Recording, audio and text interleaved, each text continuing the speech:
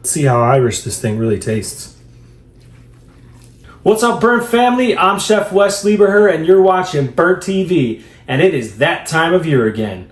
Yes, the time of year where all your friends pretend to be into Dropkick Murphys and Floggy Molly, and they all drive you crazy trying to talk in an Irish accent and wishing you a top of the morning. That's right, it's St. Paddy's Day, and what better way for an Irish boy from Philadelphia to celebrate?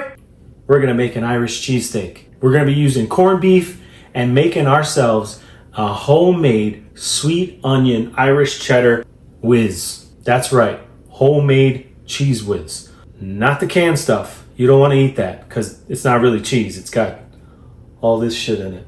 You can dip stuff in it. You can put it on your sandwiches. You can bathe in it. I don't care. Take it, run with it. Let's go.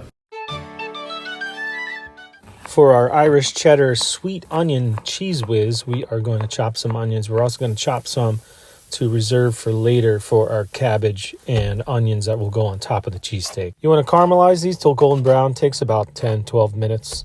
You're going to pour in some evaporated milk so you can actually puree it. If you do it without the evaporated milk, it won't puree very well, but we are going to be using evaporated milk later. We're going to get a double boiler, which is just a bowl over some semi-boiling water. The purpose of this is so your cheese doesn't burn. It just melts nice and slow. So it melts into a nice creamy texture.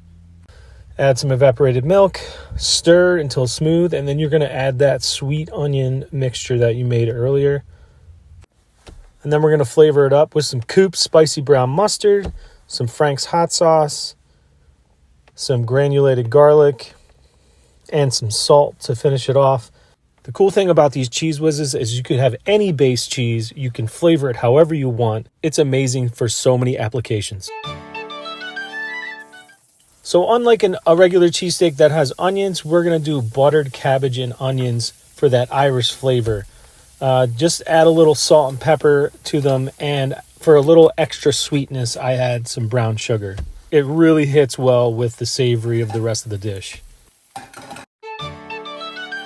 Because I now live in the Chicago area, it is difficult for me to get Philly-style bread.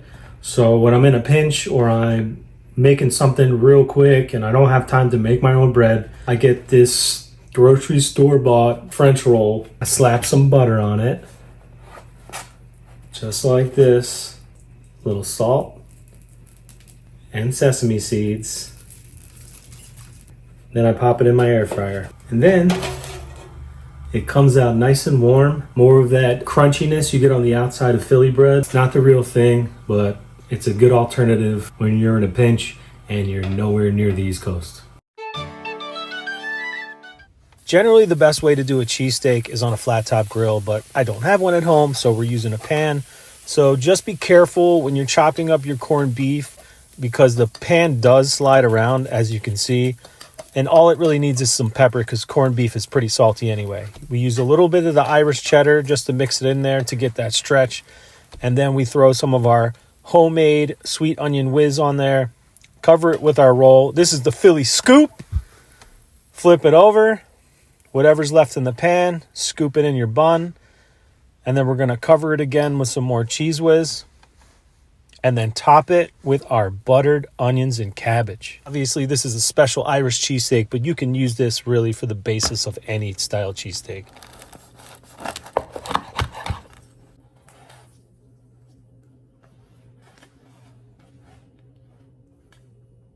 The Irish cheesesteak. Let's see how Irish this thing really tastes.